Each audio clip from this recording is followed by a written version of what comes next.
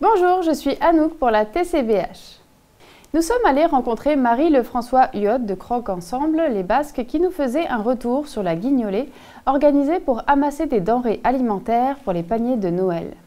Elle nous a entretenu également des différents services offerts par Croque Ensemble sur le territoire de la MRC des Basques. Bonjour, Justin Vachon, nous sommes ici dans les nouveaux locaux de Croque Ensemble, la cuisine collective des Basques, en compagnie de sa directrice, Marie-Lefrançois Huot. Bonjour Marie, ça va bien? Oui, ça va bien, merci. Oui, donc on voyait, vous avez fait une mini guignolée la semaine dernière. Est-ce que vous pouvez nous en parler? Oui, on a fait notre première collecte de denrées du temps des fêtes le 29 novembre dernier, donc vendredi dernier. Donc, on a été là présent en avant de nos nouveaux locaux pour recueillir les dons en denrées des gens, les dons aussi en argent. Donc, voilà. Et puis donc, vos nouveaux locaux ici, c'est tout récent, ça fait même pas un an que vous êtes ici, je pense. Oui, on a déménagé en mai dernier, officiellement. On est ici pour un bon bout, des nouveaux locaux fraîchement rénovés, plus d'espace pour notre comptoir de récupération alimentaire, belle cuisine neuve, des bureaux spacieux. On est vraiment content d'être ici. C'est des démarches qui ont pris plusieurs années pour notre localisation, puis qu'on se sent avec un sentiment de mission accomplie.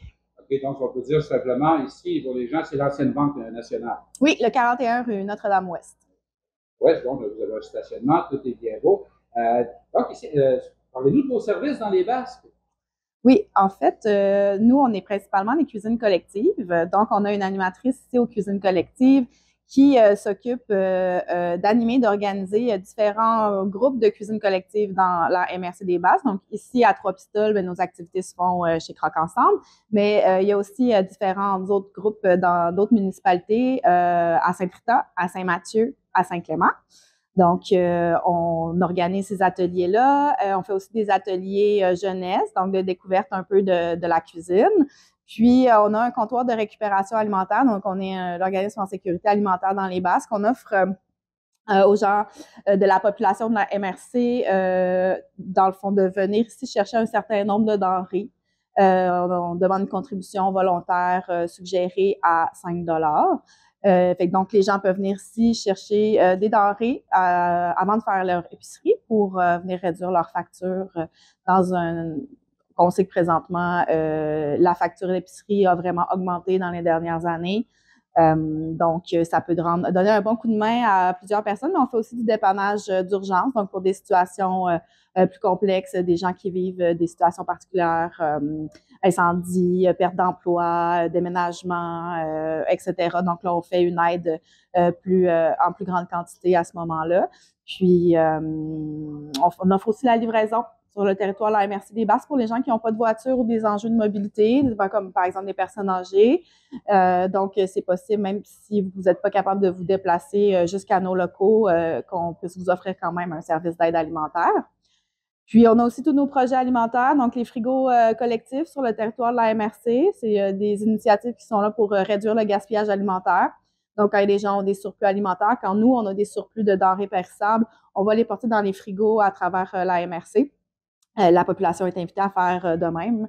Puis, les gens peuvent aller se servir aussi là, dans les frigos. Celui à Trois-Pistoles pour l'hiver, j'en profite pour le plugger. Il est maintenant à côté de la patinoire extérieure. Donc, habituellement, l'été, il est au puits, mais là, il a été changé de place pour l'hiver dans un endroit intérieur. Qui peut se prévaloir des services de Croque Ensemble? C'est la population de la MRC des Basques. Nous, on ne demande pas de preuve de revenu minimum, maximum. C'est vraiment, si les personnes jugent qu'ils en ont besoin, peuvent venir ici. Donc, tout ce qu'on a besoin, c'est une preuve de résidence dans la MRC. Il y a des activités particulières pour le temps des fêtes ou... Oui, ben là, on organise le dîner de Noël comme à chaque année depuis quelques années maintenant. Donc, le 25 au midi à la salle des Chevaliers de Colomb de Trois-Pistoles, il y a un dîner un dîner traditionnel de Noël qui est offert gratuitement à toute la population. C'est une activité qu'on fait pour permettre aux gens qui sont plus seuls à Noël de pouvoir se regrouper puis de briser l'isolement en compagnie, en bonne compagnie. Fait que c'est le travail de rue et Croque Ensemble principalement là, qui sont organisateurs de cet événement-là. Puis, on offre aussi la livraison pour des gens qui ne sont pas capables de se déplacer. Il faut nous appeler à Croque Ensemble avant le 18 décembre pour qu'on puisse planifier les livraisons le 25 au matin. Le mot de la fin? C'était la première édition de notre collecte de denrées cette année. On a quand même eu un bon succès, fait que j'espère que ça nous a permis aussi d'être visible pour la population, que les gens comprennent un peu mieux qu'est-ce qu'on fait ici maintenant qu'on a pignon sur la rue principale. Donc, voilà. Si les gens veulent vous contacter, quel numéro? 418-851-6049. Madame François Huot, merci beaucoup. Merci.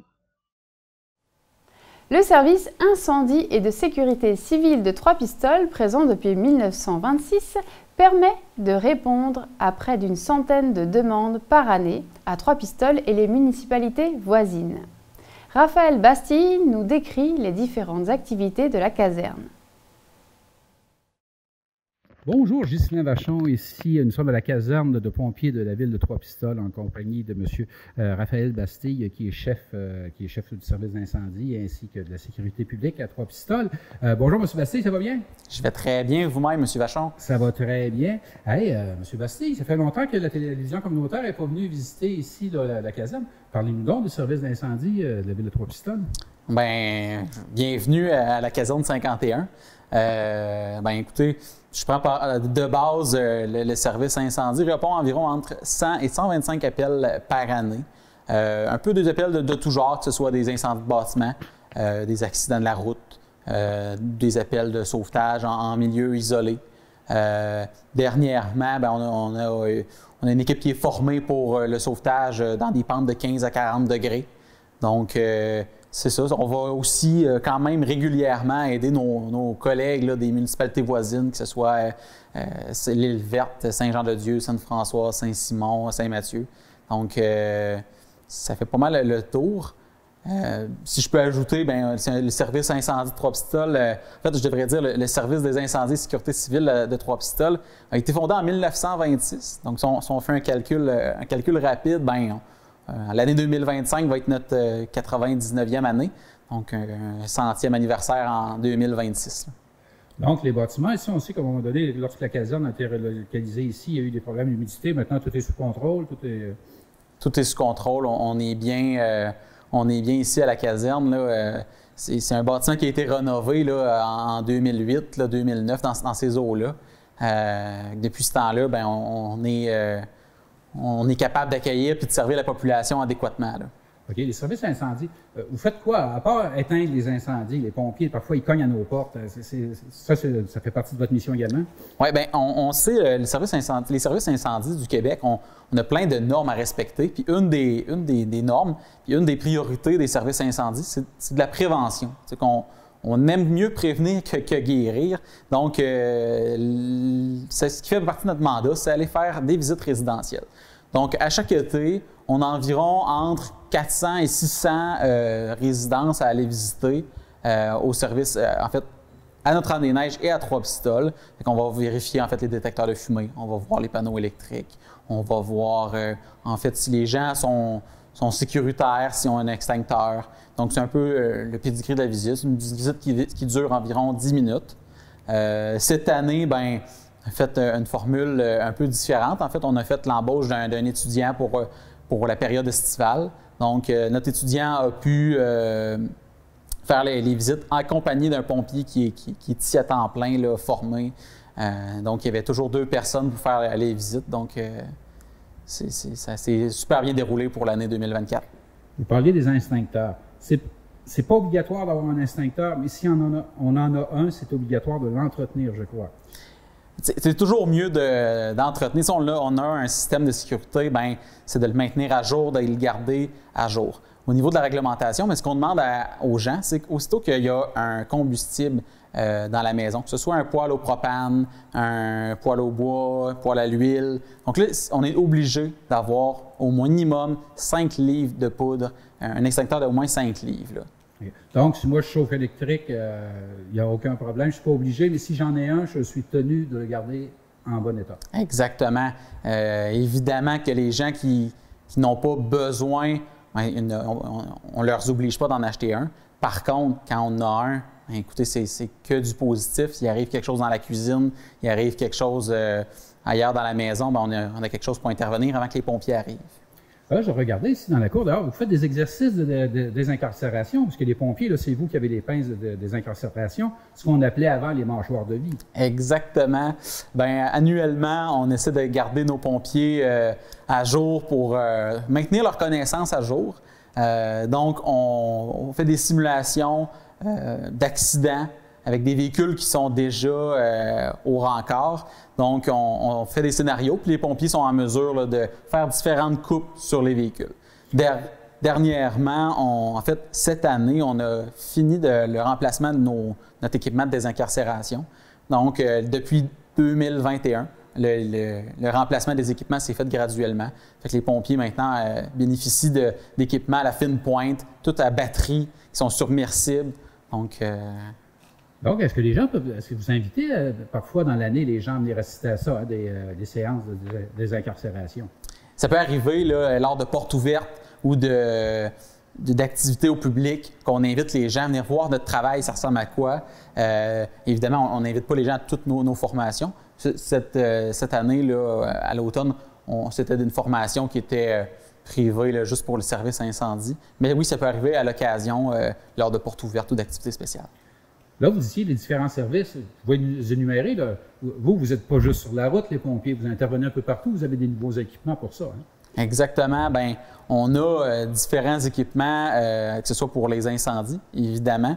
On a aussi l'équipement de sauvetage d'urgence en milieu isolé. C'est-à-dire que lorsqu'il y a un appel qui est fait au 911 des gens qui sont soit sur une piste de motoneige, qui sont dans le bois, qui ne sont pas accessibles par les ambulanciers, bien, nous, on va aider les paramédics à aller chercher les victimes, les ramener dans la voie carrossable. Donc, on a un VTT avec un traîneau d'évacuation pour pouvoir là, aller chercher ces gens-là. Au niveau du fleuve et des battures, est-ce que vous intervenez également ou là, c'est plus la garde côtière à ce moment-là qui est mandatée lorsque c'est trop loin du bord? Pour ce qui est du fleuve, en fait, on est capable de faire une intervention qui est mineure, qui reste seulement en bordure de l'eau. On a de l'équipement de base, que ce soit des gilets de sauvetage, des cordes à lancer. Mais aussitôt que ça devient plus loin, bien là, la garde côtière ou la ville de Rivière-du-Loup, avec leur équipement de nautique, est appelée à ce moment-là. Donc, quelque chose à ajouter en terminant? Bien, écoutez, j'en profite, comme la saison hivernale commence, puis les gens commencent à chauffer leur poêle au bois, bien, je rappelle l'importance que avant de chauffer, c'est important que ce soit ramoné, la cheminée soit ramonée une fois par année au début de la saison, puis que de vérifier en permanence l'état de fonctionnement des détecteurs de fumée. Monsieur Bastille, je vous remercie infiniment. Ça fait plaisir, merci. L'année passée, avec le changement de propriétaire, la fromagerie des Basques, située sur la route 132 à Trois-Pistoles, a évolué et prépare de nouveaux projets. Nous sommes allés rencontrer Annie Lévesque, directrice générale de la nouvelle administration de la fromagerie. Bonjour, Ghislain Vachon. Nous sommes ici en compagnie de Mme Annie Lévesque, la directrice générale des opérations ici à la fromagerie des Basques. Bonjour, Mme Lévesque, ça va bien? Bonjour, très bien, merci. Oui, parlez-nous de la fromagerie des Basques. Depuis le départ de M. Yves Petitcroix, il y a eu beaucoup de choses, puis on n'en entend pas vraiment parler, des petits articles de temps en temps. Il se passe quoi, la fromagerie des Basques, maintenant? Il y a beaucoup de nouveaux projets depuis mon arrivée aussi. Là, on sait qu'il y a une nouvelle infrastructure là, qui est à côté de l'ancien restaurant. L'ouverture prévue de cette infrastructure-là, qui va être un comptoir à poutine, puis le bar laitier qui va être à l'intérieur, ça va être au printemps 2025, c'est prévu. Ça va être saisonnier, ça va être toujours du service au comptoir, puis on va avoir la magnifique vue sur le fleuve, donc je pense que ça va être une expérience client qui va être beaucoup améliorée. Puis on est en projet aussi de déménager la boutique dans l'ancien restaurant. Ça va être un petit peu plus tard, mais on a débuté le projet, donc on va faire une belle boutique. Puis je pense que les gens vont être contents de voir la fromagerie, ça sent beau. Là, les opérations, j'imagine, les activités, ça augmente tout le temps, j'imagine. Vous avez distribué dans de plus en plus grand et de plus en plus des volumes de plus en plus grands? En fait, l'été, c'est sûr que notre capacité de production est assez est comme atteinte. Là. On a des clients sur la route. On a plus de 450 clients sur la route, notre distribution à nous. À l'intérieur de notre boutique, c'est sûr que l'été, il passe beaucoup de touristes. Donc, de mi-juin à mi-septembre, on parle de 300 000 entrées à la fromagerie. Donc, c'est pas rien. C'est sûr que c'est un endroit qui est convoité, puis on va continuer d'offrir des produits de qualité, puis des bons fromages. Fait que dans les années à venir, c'est toujours le but. On parle de combien d'employés en moyenne ici à la Fromagerie des Basques? Un gros employeur dans les Basques, la fromagerie?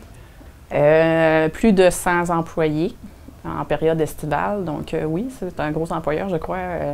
Un des plus gros dans la municipalité. Pour ne pas dire le plus gros, on regarde ça comme il faut. Donc, ça va très bien, le tourisme, ça va bien. Mais l'hiver, ça se maintient quand même, j'imagine, à ce moment-là, c'est la distribution auprès des clients distributeurs.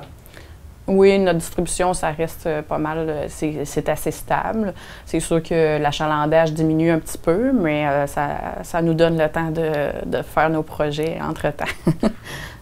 Juste donner une idée aux gens. C'est quel territoire qui est touché par les produits de la Fromagerie des Basques?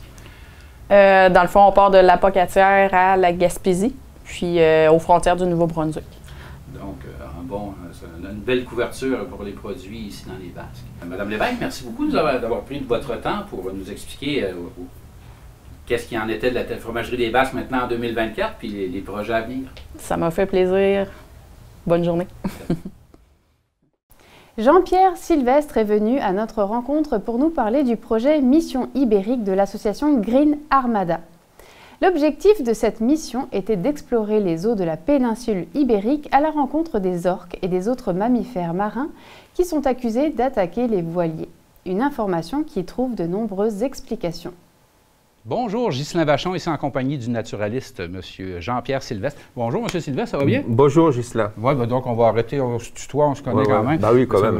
Ça va bien, Jean-Pierre. Hey, Jean-Pierre, la télévision communautaire des Basques du Haut-Pays est rendue une télévision internationale grâce à toi. Ben, grâce à vous aussi. En fin de compte, c'est un travail en commun que nous débutons, puisqu'il va y avoir encore d'autres émissions ensemble. Et oui, on a commencé une expédition en Méditerranée, Méditerranée puis en océan Atlantique, pour travailler sur des dauphins, puis je vous ai mis à contribution là-dedans.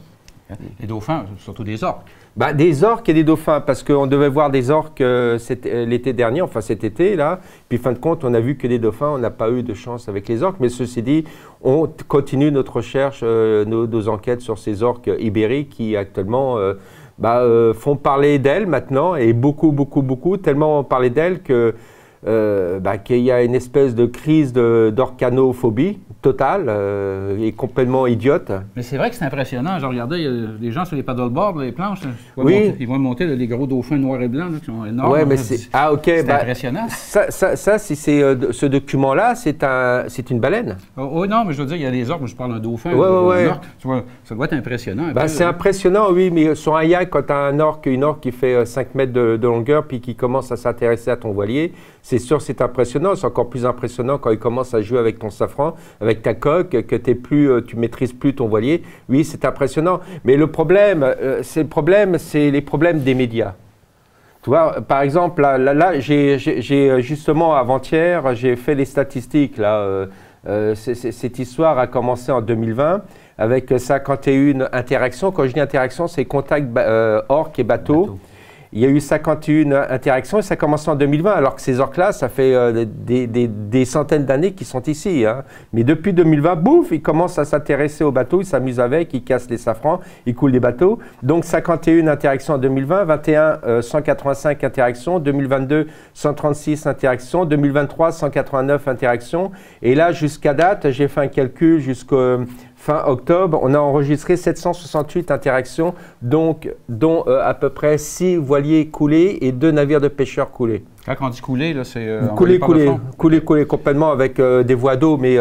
Qu'est-ce qu'il y a eu aux équipages? L'équipage, ils ne sont pas attaqués, pas mutilés par les orques, il n'y a rien. Ils s'amusent à casser les barres, enfin casser entre guillemets, parce que leur but, c'est jouer avec le safran, peut-être avec la quille, avec la coque, et puis une fois qu'ils ont cassé un safran, ils s'amusent avec le safran, puis ils partent, le bateau coule, et puis voilà, ils s'en vont. Hein. Mais il n'y a pas... C'est des orques qui viennent de passer un stade évolutif, c'est quoi? Ils ont découvert l'être humain, c'est quoi? Ce sont des jeunes qui ils ont maintenant une espèce de culture, ils veulent jouer avec les voiliers. Voilà, en gros, c'est ça. En gros, c'est ça le truc. Mais bon, dans la presse, ils parlent d'attaque, et puis là, cet été, il y a eu une petite baleine qu'on appelle un petit rorqual, un rorqual à museau pointu. On appelle ici un petit rorqual, c'est une baleine qui fait 9-10 mètres de longueur, qui fait à peu près la taille d'une orque de l'Antarctique, à peu près, parce que les orques ibériques, on parle, font 5-6 mètres. Et il y a eu des vidéos qui sont passées dans le monde entier, notamment en Espagne, des articles qui sont passés en Espagne. Et tout de suite, c'est des orques attaquent, des orques attaquent, des orques attaquent. Et ça fait des dizaines d'articles qui sont parus. Quand tu vois la photo, tu vois que ce n'est pas du tout une orque, c'est une baleine. Alors, il y a vraiment un gros problème d'orcanophobie. Je ne sais pas si, les journalistes, ils n'ont aucune connaissance des cétacés, puis pour eux, c'est une orque. Ou deux, ils savent que ce n'est pas du tout une orque, mais ils veulent mettre la pression. Ça fait un petit peu penser à ce qui s'est passé dans le monde entier avec l'histoire du Covid. OK. Et le requin aussi, Jaws. Ah oui, les requins, oui. Maintenant, ça s'est calmé, mais là, c'est des orques. Et le problème, c'est que c'est une population, il y a peut-être 43 orques qui vivent. Enfin, c'est assez... il y a, fin de compte, c'est des orques endémiques, c'est-à-dire des orques qui vivent uniquement dans cet endroit. C'est une sous-population d'orques et c'est 6 communautés d'orques qui regroupent entre 4 et 7-8 individus. Il suffit qu'un de ces individus disparaisse pour que la communauté disparaisse complètement. Tu vois, et fin de compte, si on commence à faire peur aux gens, et il y a eu déjà des problèmes où des gens ont tiré sur ces orques, il suffit qu'ils tuent une de ces orques-là, et c'est la communauté qui est en train de disparaître. Et donc, ces animaux-là sont, je ne vais pas dire en voie de disparition, mais il suffit qu'on les dérange complètement et on risque de faire une disparition, alors que ces orques-là, ils sont là depuis des dizaines d'années, voire des centaines d'années, puisque moi, j'ai réussi à prendre des données où ils ont été identifiés comme orques comment ça s'appelle, des orques de Gibraltar par des scientifiques du 19e, 20e siècle, quand même. Donc, les orques, on peut aller se promener en Espagne et mettre la grosse orteille à l'eau, il n'y a pas de problème. Se mettre l'orteille dans l'eau, on n'a aucun problème, sauf que si tu viens avec un bateau, tu as intérêt d'avoir un bateau solide parce qu'ils vont venir automatiquement jouer avec le gouvernail. Mais ceci dit, il y a une expédition qui a été montée là, par nous et cette expédition, ils n'ont rencontré aucune orque alors qu'ils ont passé 3 semaines en mer.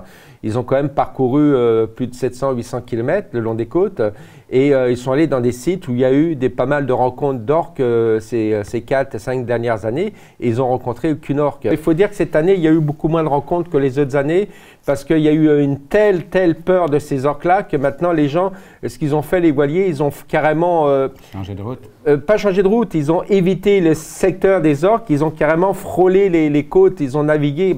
J'appelle ça des marins d'eau douce, excuse-moi là. Hein. Non, voilà, c'est aussi clair que ça. Et donc, il y a eu beaucoup moins d'interactions. De toute façon, il y avait les gardes espagnols, les gardes frontières aussi portugais, qui ont demandé aux voiliers de carrément longer les côtes s'ils ne voulaient pas avoir des problèmes avec les orques. Hein. J'ai vu des gens lancer des fumigènes. Ouais, mais ça, c'était les années 2020-2021, quand il y a eu toutes ces attaques, entre guillemets, ces interactions. Les gens ont tellement eu peur qu'ils ont lancé des petites mini-bombes, ils y sont allés avec le sable, ils ont uriné sur les orques, ils ont lâché leurs excréments. Il y en a qui sont allés jusqu'à tirer sur les orques. Hein. On connaît le cas d'un des navigateurs qui a infusé avec lui et puis qui nous a dit que s'il rencontrait les orques, il leur tirait dessus, alors que c'est carrément interdit. Hein.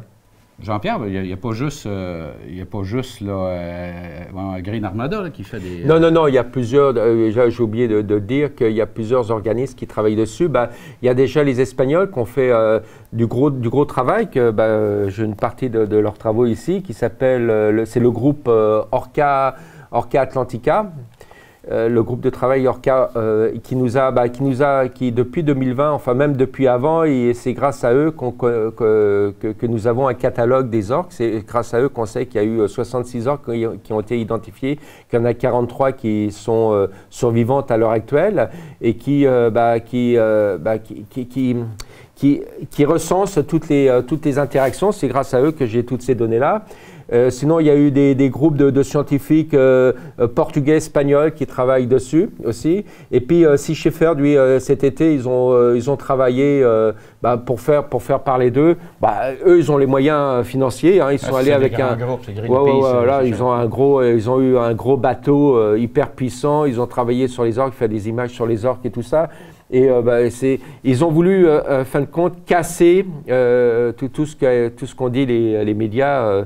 Au lieu de dire attaque d'orques, ils ont surtout confirmé ce que nous on savait depuis longtemps, que les orques jouaient avec les bateaux et que ces animaux-là n'étaient pas du tout agressifs ou ils en voulaient aux humains. Ils en voulaient même pas aux bateaux, c'était juste des jeux. Donc Sea Shepherd, lui, ils sont entrés dedans. Un orque, c'est un gros dauphin. Alors oui, les orques qui vivent dans le détroit de Gibraltar, c'est une sous-population. Alors il faut savoir qu'actuellement on a décrit 10 écotypes d'orques dans le monde et 2 nouveaux écotypes dans l'Atlantique. Et parmi ces orques atlantiques, nous avons l'écotype 1, nord-atlantique, qui est une petite taille et qui correspond à l'orque de Gibraltar. Alors eux, alors une orque, ça mesure jusqu'à 10 mètres de longueur, hein, quand même. Hein. 10 mètres, 35 pieds en passant. Ouais, c'est gros, hein, ça pèse 7-8 tonnes quand même.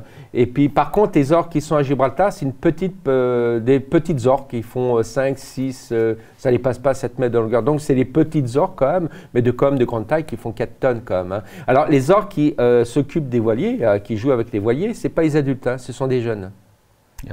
L'apprentissage. Il y a eu un apprentissage. Ils ont vu une orque s'amuser avec les voiliers, puis tout d'un coup, bien sûr, tu as les autres qui voient ça, puis ils disent « Oh, ça, c'est super marrant, on va s'amuser à casser le gouvernail. » Tu disais dans une conversation, ce sont les humains de la mer, les orques. Oui, c'est une culture. Hein. Mais oui, je répète, et c'est pour ça que l'orque est intéressante, c'est que pour moi, l'orque, c'est l'animal le plus intelligent sur Terre, inclus l'homme, hein, même. Et, souvent, quand on se garde aller. Et puis, il y a aussi autre chose, c'est une culture. Alors, chaque population d'orques, chaque petite population d'orques a sa propre culture, ce qui fait qu'ils ont un langage différent, ils ont des comportements complètement différents les uns des autres, ils n'ont pas la même alimentation, en fin de compte, ils ont leur propre culture. Et c'est vrai que travailler sur les orques, c'est comme si on travaillait sur les tribus africaines ou amazoniennes, où tu fais 10 km, tu as une autre tribu, puis tu fais 10 km, tu as une autre tribu, qui n'a aucune culture... Ils ne mangent pas les mêmes choses. Hein? Non, c'est ça, les orques justement, les orques de Gibraltar mangent que du thon. Alors que plus loin, tu as des orques de l'Atlantique, qu'eux ce sont des chasseuses de mammifères marins, de baleines, de phoques. Des cachalots et compagnie. Voilà, ouais, c'est ça. Ou de requins même, ça dépend. J'avais vu il y a quelques années une petite confrontation entre les orques et des femelles cachalots et leurs petits. C'est impressionnant. Ah, c'est impressionnant. J'ai jamais vu ça. Jusqu'à l'arrivée d'un grand mâle. Là, ce cachalot a eu beaucoup de chance parce que les femelles... Tu sais, la société cachalot, c'est des groupes de femelles avec leurs petits puis des groupes de mâles. Alors, s'il y a un mâle qui est venu pour chasser l'orque, c'est que le mâle, il avait une visée sur la femelle. Enfin, une visée d'accouplement sur la femelle. Généralement, les mâles, ils restent à part. Mais bon, on peut parler des cachalots, parce que les cachalots empereurs, ce qu'on appelle les cachalots empereurs, ils ont coulé pas mal de baleiniers. Hein. Également, ça, c'est la plus grande baleine à dents, c'est le cachalot. Ouais. Puis l'histoire de Moby Dick est basée sur une histoire vraie. C'est un baleinier à 3 mois qui a été coulé par... c'est quoi, 110 pieds de long, 120 pieds de long, les baleines? Un cachalot? Un cachalot? Les anciens cachalots? Là... C'est une bonne question parce que je suis en train de travailler dessus. Alors actuellement, dans les livres, ils vont dire qu'un cachalot, c'est 15-16 mètres de longueur. Moi, j'ai vu un cachalot de 15 mètres et déjà, ce n'était pas un adulte.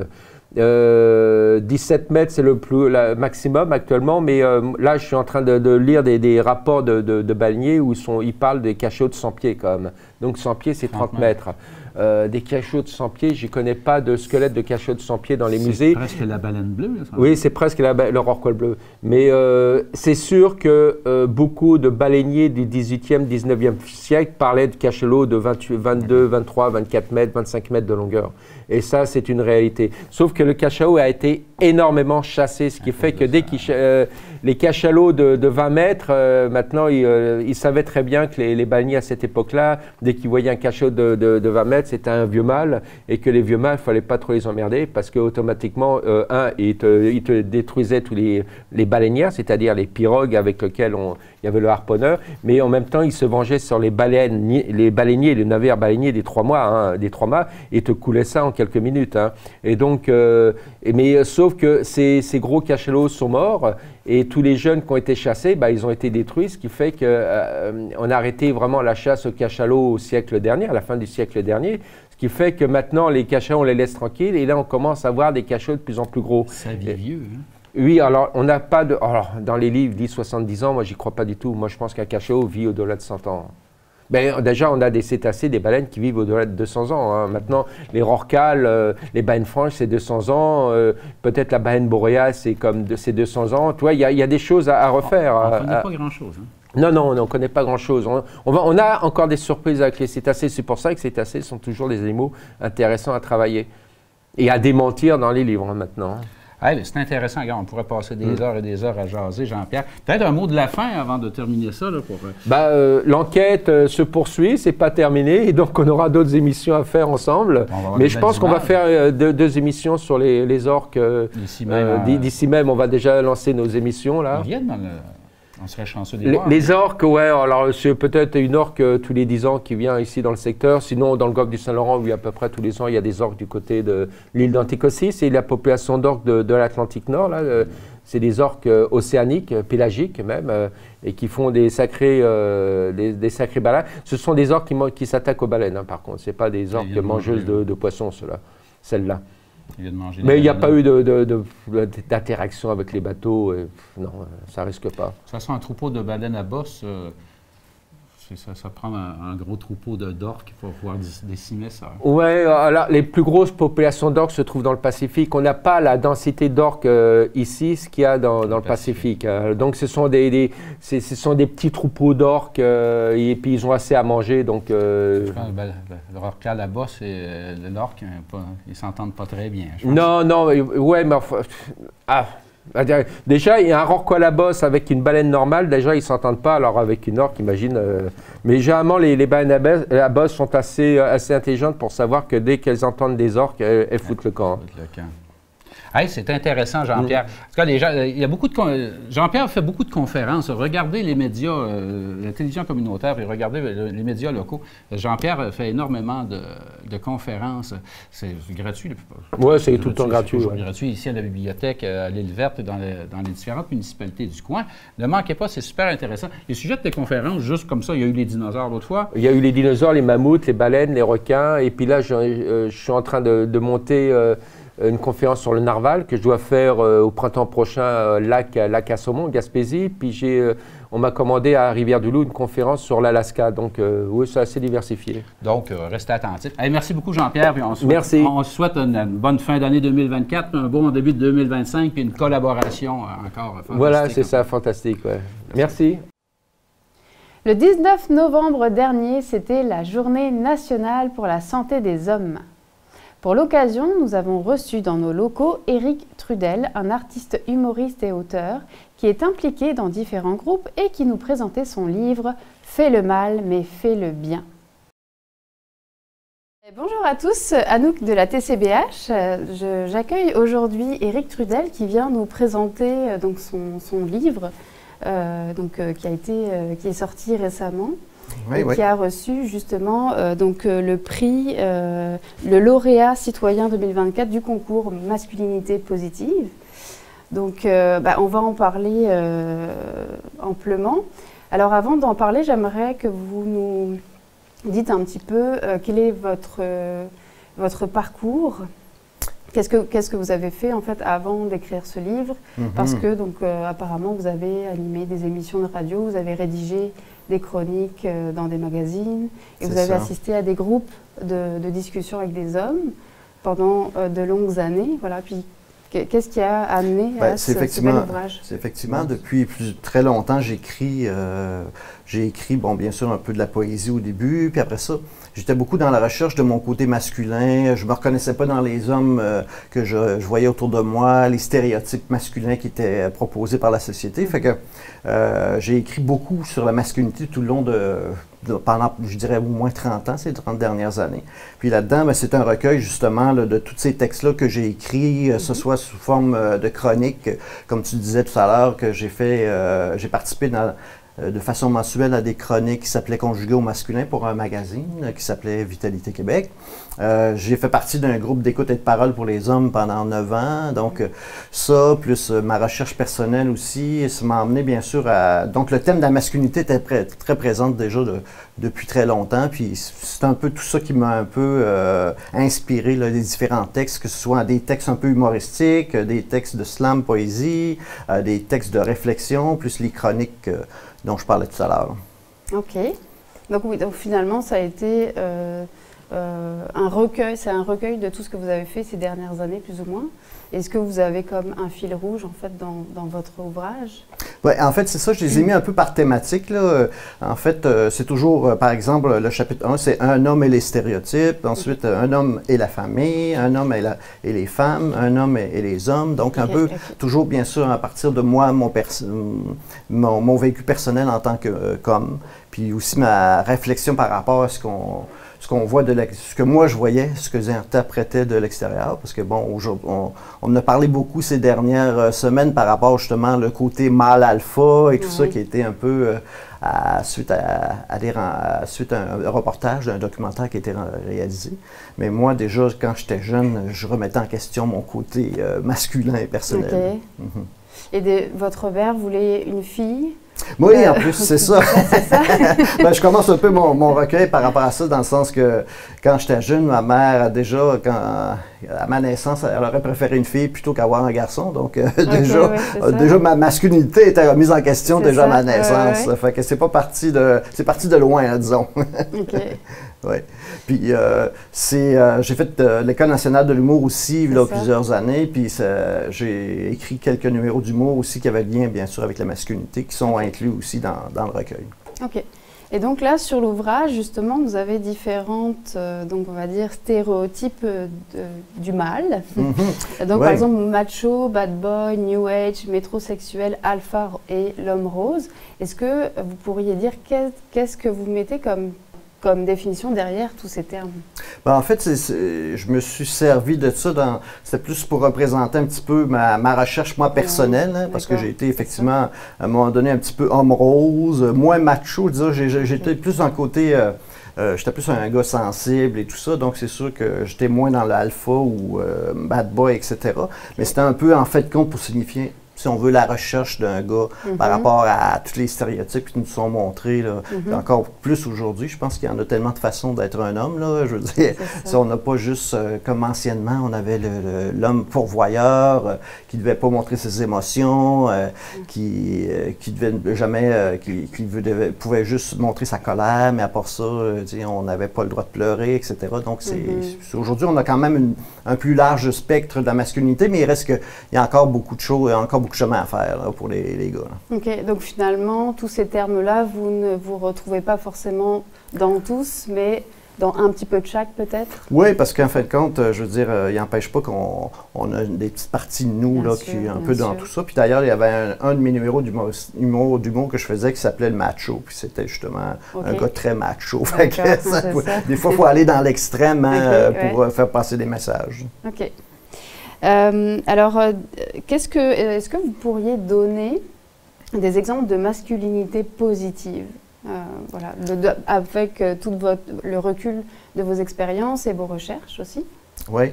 Bien, en fait, comme je disais tantôt, d'être capable de se montrer vulnérable, que par exemple, moi, dans les groupes d'écoute et de parole pour les hommes à lesquels j'ai participé, c'est sûr que c'est un endroit, un espace privilégié pour parler de ce qu'on vit, puis c'est là qu'on peut se montrer vulnérable si on a difficulté à le faire dans notre vie de tous les jours. D'être capable aussi comme par exemple, je vois quand même beaucoup de pères aujourd'hui, bon, qui s'occupent de leurs enfants, qui sont plus près de l'éducation des enfants, une chose qu'on ne voyait pas là, à mon époque, là. Donc, je pense que c'est tous ces petits côtés-là, là, ces petits gestes-là que les gars peuvent faire qui peuvent être peut-être un peu plus proches d'une certaine sensibilité, d'une certaine ouverture à leurs émotions, à ce qu'on vit à l'intérieur, puis être capable de les partager, pas seulement garder ça pour soi, puis parfois, il y en a certains qui, à force de garder ça pour eux, ben ils pètent une coche, puis c'est souvent la violence qui va sortir au lieu des mots, là, parce qu'ils n'arrivent pas à trouver des mots. Là. Je comprends. Okay. Parce que justement, les groupes d'écoute de parole dans lesquels j'ai participé, ça m'aidait, moi, à mettre des mots sur ce que je vivais, parce que parfois, en tout cas, moi, en tant que gars, j'avais pas toujours facile d'identifier ce que je vivais comme émotion, ou alors ce que j'avais comme besoin. Mais d'en parler dans un groupe, ça m'a aidé là, à trouver des réponses à mes questions. OK. Et donc, vous dites justement que avoir de la vulnérabilité, ça amène à une certaine libération. Puis, quelque part, ça prend aussi du courage d'être vulnérable, paradoxalement. Oui, en fin de compte. Ben oui, c'est ça. On croit que souvent, on associe une faiblesse à un homme qui est vulnérable, mais, parce qu'on a toujours vu les hommes, en principe, qui devraient être forts, puis pas faiblir, puis toujours être capable de réagir de façon directe et rapide. Mais bon, je veux dire, on n'a pas toujours... Il y a des situations dans lesquelles on ne peut pas l'être, donc c'est accepter que la vulnérabilité peut être là, puis qu'on l'exprime. Puis comme tu dis, en fin de compte, l'exprimer, c'est montrer du courage aussi. Puis d'ailleurs, la campagne cette année, là, pendant la journée québécoise de santé bien-être des hommes, c'était parler, ça fait du bien. C'était ça la thématique cette année. Okay. Alors, justement, d'en parler, ce qu'on vit, ça nous soulage, puis ça nous permet d'être plus aptes à comprendre les autres aussi. Là. OK. Alors, est-ce que vous avez justement d'autres exemples de ce qui s'est passé pendant cette journée-là? Bien, en fait, moi, je suis toujours bénévole là, pour l'organisme Homme Québec. Puis à chaque année, eux, ils font une remise de prix hommage. Guy Corneau, qui est le créateur des groupes Homme Québec. Okay. Alors, cette année, ils ont remis le prix. À chaque année, ils remettent un prix pour tout l'ensemble de l'œuvre de la personne ou d'un organisme qui s'est impliqué auprès des hommes. Alors, cette année, ça a été l'individu, ça a été M. Pierre Lheureux, qui est un travailleur social qui, depuis très longtemps, donne des formations à des gens dans les CIS pour leur dire comment intervenir auprès des hommes, comment les approcher, qu'est-ce qui arrive quand ils vous arrivent en colère, par exemple, comment les accueillir et tout ça. Puis l'organisme qui était lauréat pour l'autre catégorie, c'était pas conjugué...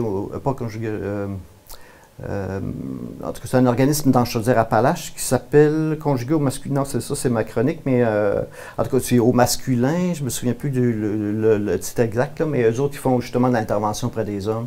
Ils ont des groupes d'écoute et de parole, eux autres aussi, un peu partout là, dans Chaudière-Appalaches. OK. Moi, j'avais une question par rapport à...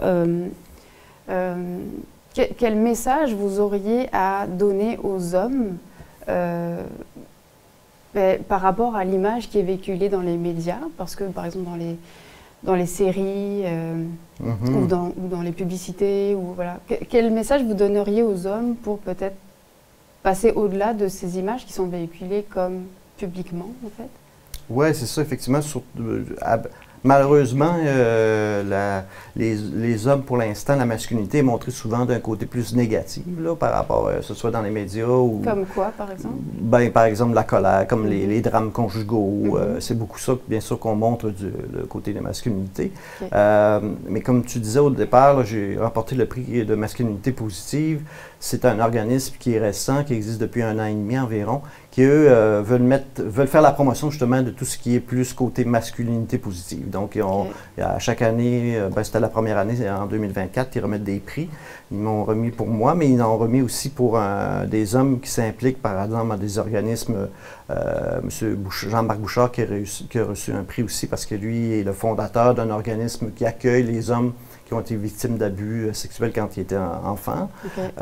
Un autre monsieur, je ne me souviens pas de son nom, mais lui, c'était son Il a eu le prix parce qu'il dans les écoles, il fait de la sensibilisation auprès des jeunes par rapport à l'acceptation de son corps, l'acceptation d'être touché, l'acceptation d'un côté, je dirais, d'être plus près de sa sensibilité là, masculine, si on veut.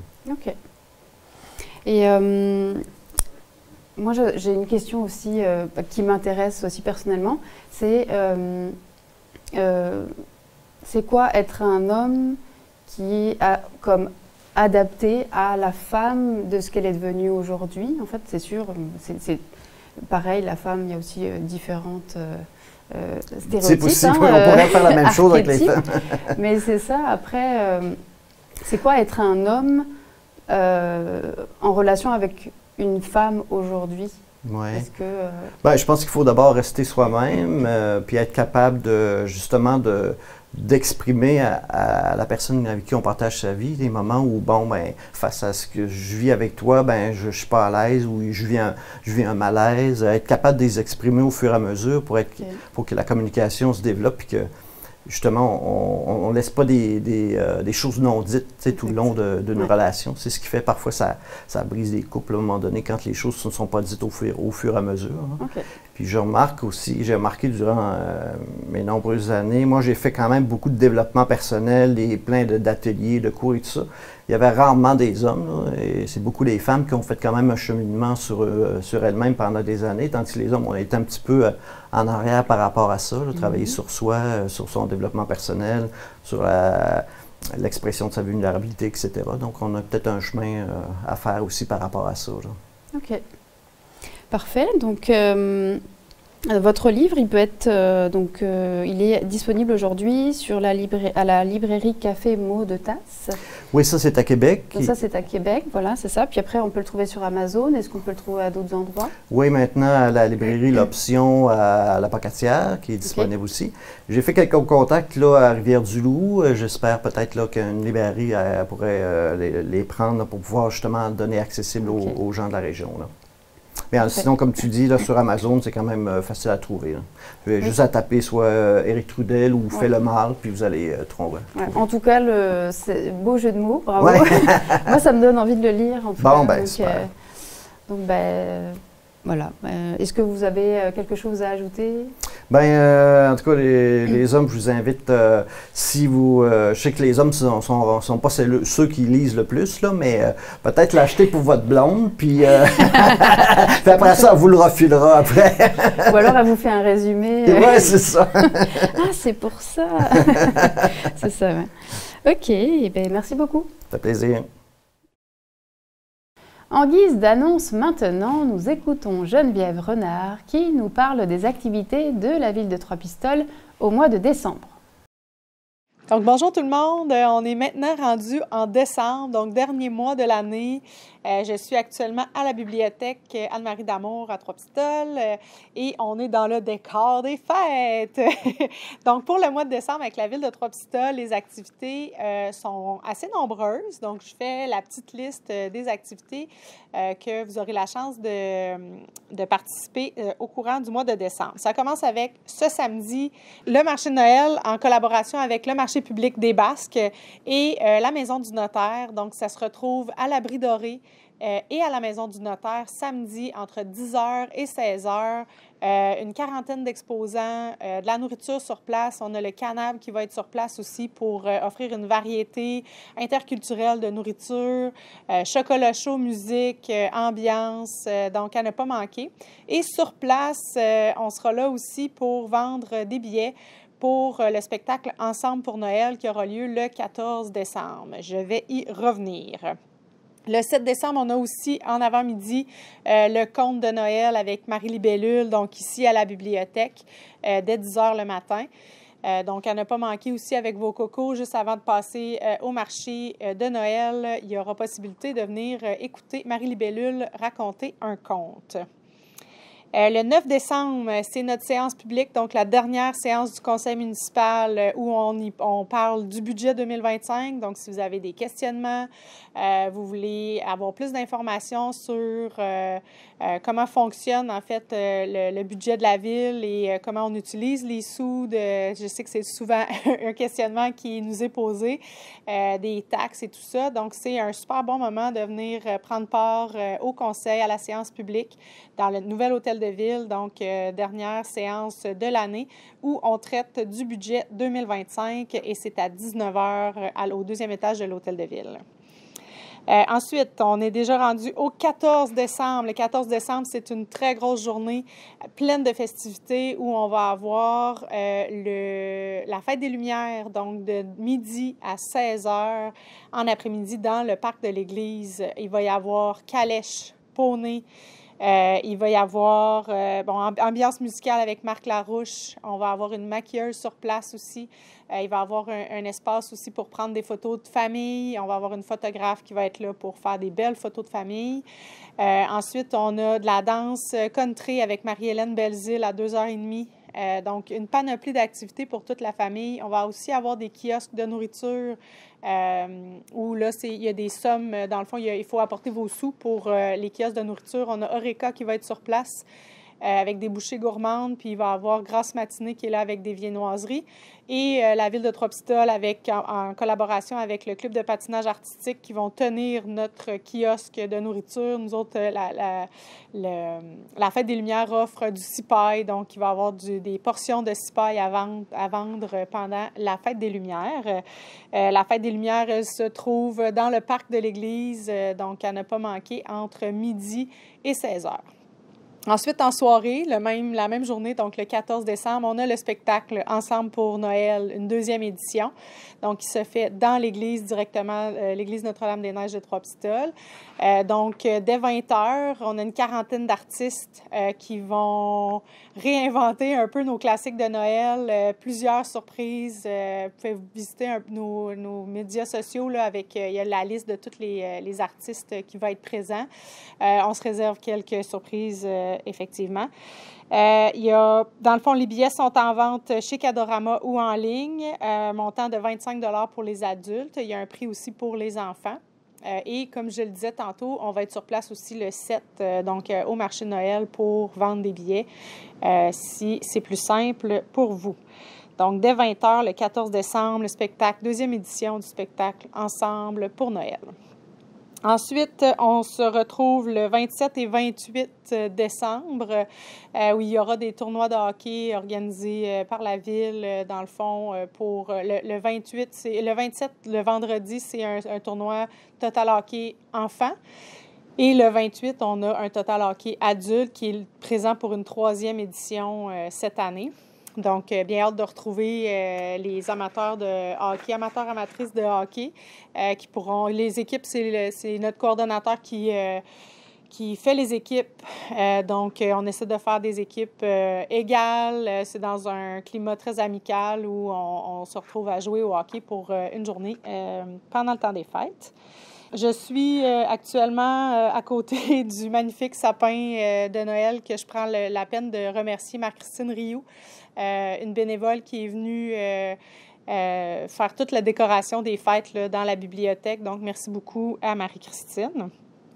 L'hôtel de ville va être fermé du 23 décembre au 3 janvier.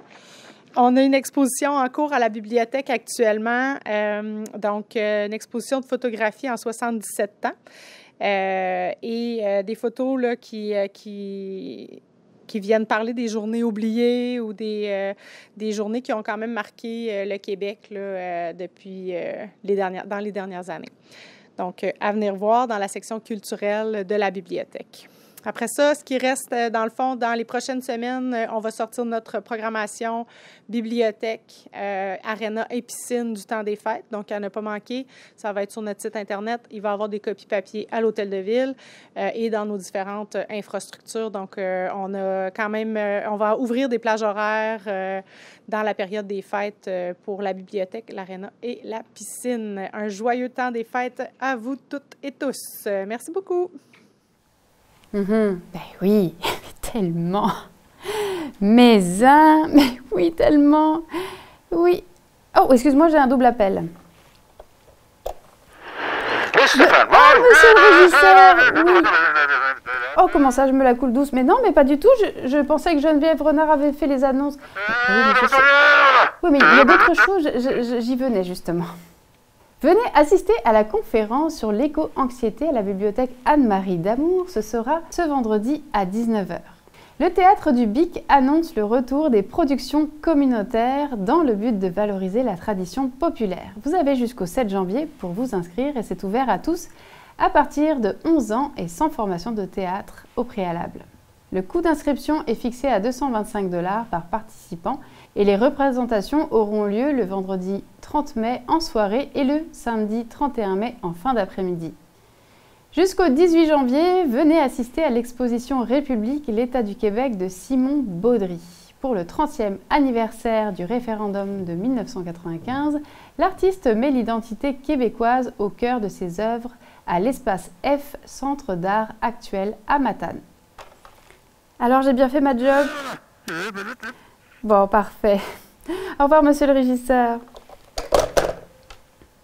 C'était Anouk pour la TCBH. Nous vous souhaitons une bonne semaine et nous vous disons à la prochaine.